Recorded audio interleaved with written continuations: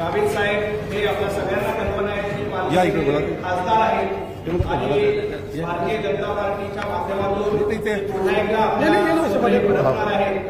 मी बावनकुळे साहेबांना गावित साहेबांचं या ठिकाणी दुर्पट्टा देऊन भारतीय जनता पार्टीमध्ये स्वागत करावं.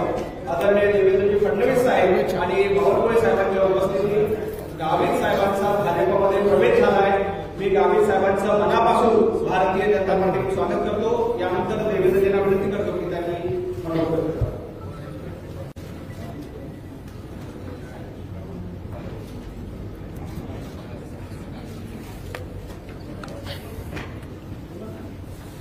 माननीय प्रदेश अध्यक्ष चंद्रशेखर बावनकुळेजी आणि ज्यांचा आत्ताच भारतीय जनता पक्षामध्ये प्रवेश झाला किंवा पुनर्प्रवेश झाला असे डॉक्टर राजेंद्र गावितजी. आपल्या सर्वांना कल्पना आहे की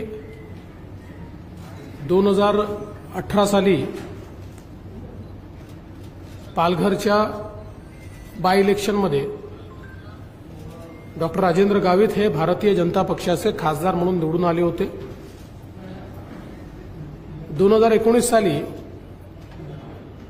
ज्यावेळी शिवसेनेशी आमची युती झाली त्यावेळी शिवसेनेने त्या ठिकाणी पालघर सीट आम्हाला द्या अशा प्रकारची अट ठेवली होती. त्यावेळी पालघरची जागा आम्ही त्यांना दिली. त्यानंतर त्यांनी आम्हाला सांगितलं की उमेदवारासहित द्या, आम्हाला उमेदवारी पाहिजे आहेत. तर आम्ही डॉक्टर राजेंद्र गावितांना त्यावेळी विनंती केली की तुम्ही शिवसेनेच्या जागेवर उभे राहा आणि त्यांनी ती विनंती मान्य केली आणि शिवसेनेकडनं ते खासदार म्हणून निवडून आले. आता 2024ला म्हणजे मध्यंतरीच्या काळात जी काही शिवसेनेतली स्थित्यंतर झाली त्यामध्ये सन्माननीय एकनाथरावजी शिंदे साहेब यांच्यासोबत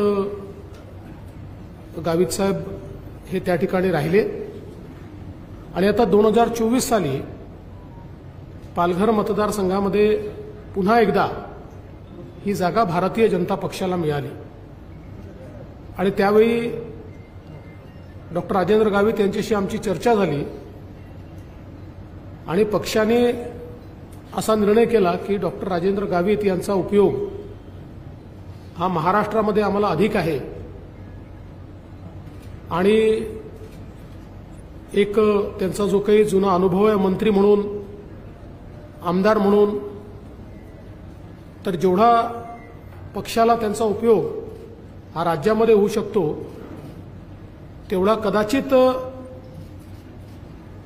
दिल्लीमध्ये होणार नाही. कारण दिल्लीत एक खासदार म्हणून ते काम करतील, चांगलं काम केलं त्यांनी, पण महाराष्ट्रात अधिक स्कोप आहे, अधिक ठिकाणी जाऊ शकतात, अधिक संपर्क आहे आणि सरकारमध्ये मंत्री राहिलेले असल्यामुळे कनेक्ट आहे, प्रशासनाची माहिती आहे आणि म्हणून मग त्यांच्याशी चर्चा आम्ही केली आणि त्यांनी देखील त्याला होकार दिला आणि म्हणून मग आम्ही त्यांच्या संमतीनेच आमचे उमेदवार त्या ठिकाणी बदलले आणि डॉक्टर हेमंत सवरा यांना उमेदवारी दिली.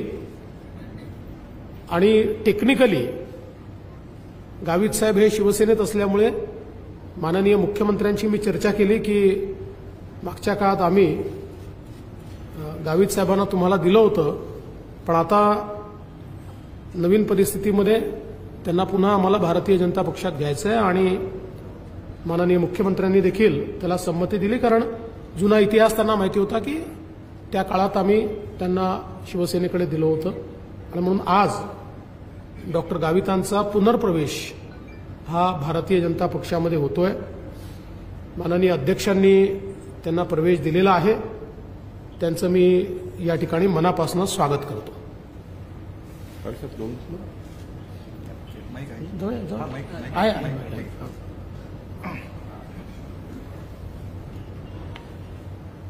सर्वप्रथम राज्याचे मुख्यमंत्री आदरणीय देवेंद्र फडणवीस साहेब, त्याचप्रमाणे प्रदेशाध्यक्ष चंद्रकांत बावनकुळे साहेब,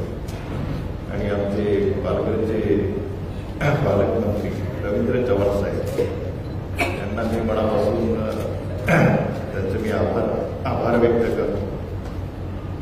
खरं म्हणजे या ठिकाणी फडणवीस साहेबांनी एक माझ्या बाबतीमध्ये 2018 पासून तर 2024 पर्यंतचा असलेला जो प्रवास आहे या बाबतीमध्ये एक विस्तृत या ठिकाणी त्यांनी आपल्या समोर म्हणजे मांडलेला आहे.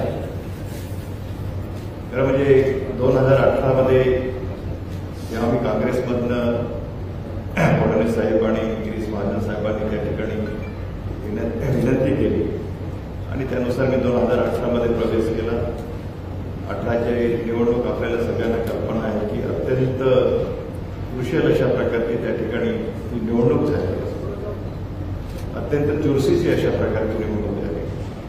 त्यानंतर काही टेक्निकल याच्यामुळे उद्धव साहेबांनी आग्रह केला की पालघरची सीट आम्हालाच पाहिजे आणि त्यानुसार त्या ठिकाणी फडणवीस साहेबांबरोबर त्यांनी चर्चा केली.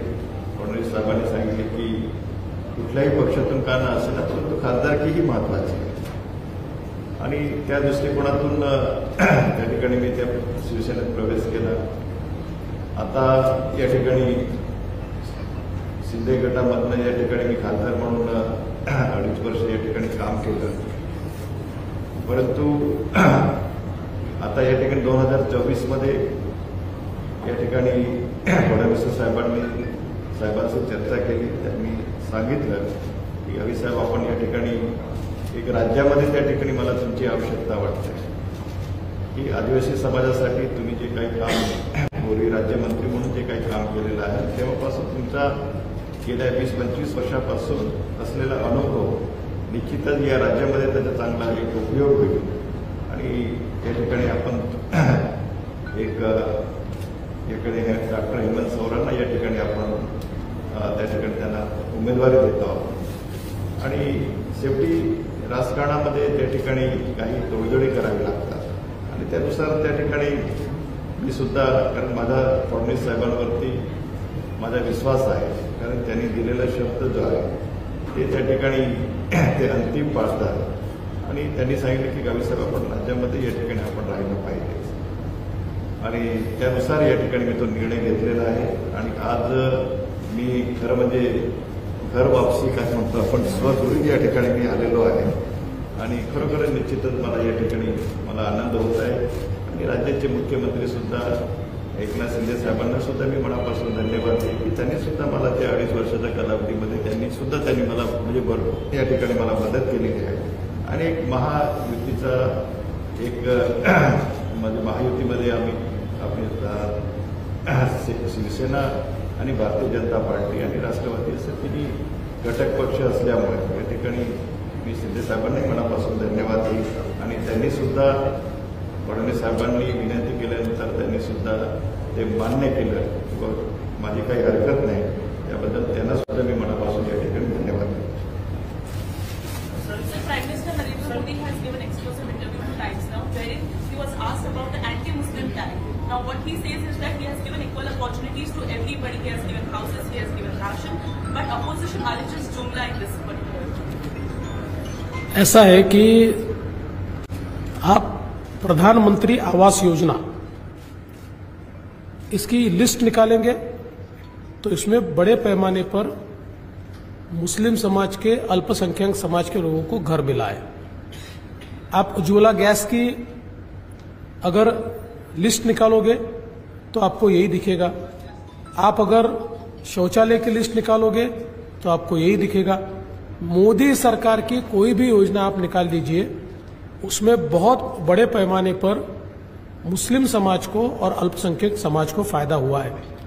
मूल रूप से सोच का अंतर यह है कि कांग्रेस ये कहती है कि देश के रिसोर्सेज पे पहला अधिकार मुस्लिमों का है और भारतीय जनता पार्टी और मोदी जी कहते हैं कि देश के रिसोर्सेज पे पहला अधिकार गरीबों का है. उसका धर्म, जाति, भाषा न देखते हुए जो भी गरीब होगा उसको हक मिलना चाहिए. तो मुझे लगता है बिल्कुल फंडामेंटल बात जो मोदी जी ने कही है यही देश को आगे ले जा सकती है. कांग्रेस का जो डिवाइसिव पॉलिटिक्स है इसके कारण देश एक बार बढ़ चुका है और उसी प्रकार की भावनाओं का रोपण इस देश में करने की कोशिश वापस काँग्रेस कर रही है. मुख्यमंत्र्यांनी एक गौप्यस्फोट केलाय की भाजपला घाबरून 25 आमदार फोडायचे आणि फडणवीसांना जेलमध्ये टाकायचे असा ठाकरेंचा प्लॅन होता. आपली प्रतिक्रिया? आणि त्यावर त्यांनी ते पण म्हटलंय की जर मी केलं असेल तर माझा प्लॅन वापरला. असं आहे, देवेंद्र फडणवीसांना जेलमध्ये टाकण्याकरता खूप सुपाऱ्या दिल्या, अगदी मुंबईच्या सीपीलाही सुपारी दिली, पण त्यांना काही सापडलं नाही. केसापासून नखापर्यंतच्या चौकशा केल्या, पण ते काही करू शकले नाहीत. आणि त्या 2.5 वर्षाच्या काळात ते मला थांबवू शकले नाहीत, ते मला दबावातही आणू शकले नाहीत. त्याच्यामुळे मुख्यमंत्र्यांनी सांगितलं, त्यातला ही गोष्ट अगदी खरी आहे की त्यांचा प्लॅन होता, त्यांनी प्रयत्न केला होता. मुंबईमध्ये एका सीपींना आणलंच या अटीवर होतं की त्यांनी देवेंद्र फडणवीसला अटक केली पाहिजे. नंतर त्यांचं काय झालंय तुम्हाला माहिती आहे, मला काही अटक करू शकले नाहीत ते. सुप्रिया सुळे आहेत, त्या अजित पवारांच्या घरी पोहोचलेल्या आहेत. भेटीचं कारण बोलत आहे, काय वाटतं एकंदरीत बारामतीमध्ये ही भेट कशी पाहता? माझं मत आहे की याला फक्त मी इमोशनल टॅक्टिक्स म्हणेल. निवडणुकीमध्ये काही भावनिक स्ट्रॅटेजीज असतात, त्यापैकी एक हा आहे. तथापि मी याच्यावर याकरता टिप्पणी करणार नाहीत की शेवटी शत्रू तर नाही आहेत, राजकीय विरोधकच आहेत आणि भाऊ बहिणच आहेत. त्यामुळे का गेले का नाही गेले हे आपल्याला नंतर समजेल. अजित पवार म्हणाले मेरे पास माँ है. काय अजित दादा म्हणाले मेरे पास माँ है. असं विचारण्यात आलं, आपके पास क्या है? मला असं वाटतं फार चांगलं उत्तर त्यांनी दिलं आहे. कारण शेवटी आई असणं आणि आई पाठीशी असणं यापेक्षा मोठा आशीर्वाद काय असू शकतो. ज्या प्रकारे असं चित्र तयार करण्यात आलं की अजितदादा एकटे पडले आहेत, परिवाराने त्यांना वाळीत टाकलाय, सगळ्यांनी मिळून त्यांना एकटं पाडलंय, त्या पार्श्वभूमीवर माँ का आशीर्वाद इससे बड़ा क्या है. सर, लालू यादव ने एक स्टेटमेंट दिया है जिसमें उन्होंने कहा है कि मुसलमानों को पूरा आरक्षण मिलना चाहिए. देखिए, ये लोग भारत के संविधान के खिलाफ है, क्योंकि संविधान सभा में जिस समय आरक्षण का निर्णय हुआ उस समय पूरी डिबेट के बाद संविधान सभा ने यूनैनिमसली ये निर्णय किया कि इस देश में धर्म के आधार पर आरक्षण नहीं दिया जा सकेगा. और भारत रत्न डॉक्टर बाबा साहेब आंबेडकर जी ने बहुत स्पष्टता के साथ संविधान में इस प्रकार की धाराएं तैयार की जिसमें कहीं पर भी धर्म के आधार पर आरक्षण नहीं दिया जा सकता. लेकिन इंडिया अलायंस को संविधान बदलना है, ये संविधान को बदलना चाहते हैं, इसलिए इस प्रकार की बात करते हैं.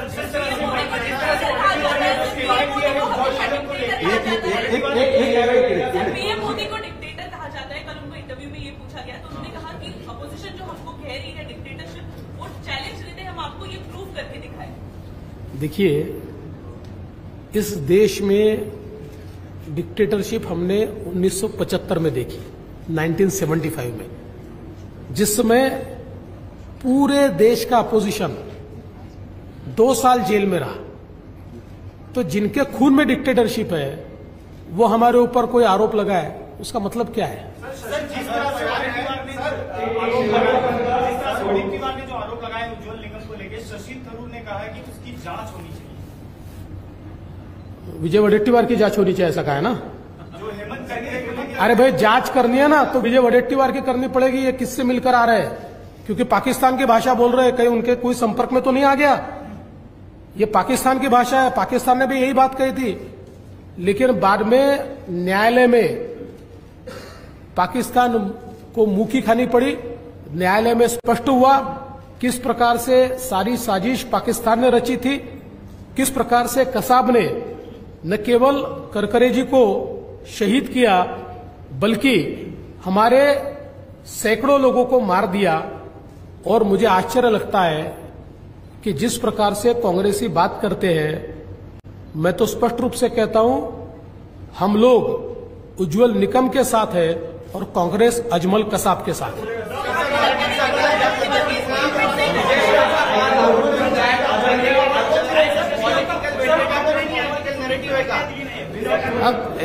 आणि माझी ही मागणी आहे, विजय वडेट्टीवार जे काही बोलले त्याच्याशी उद्धव ठाकरे सहमत आहेत का?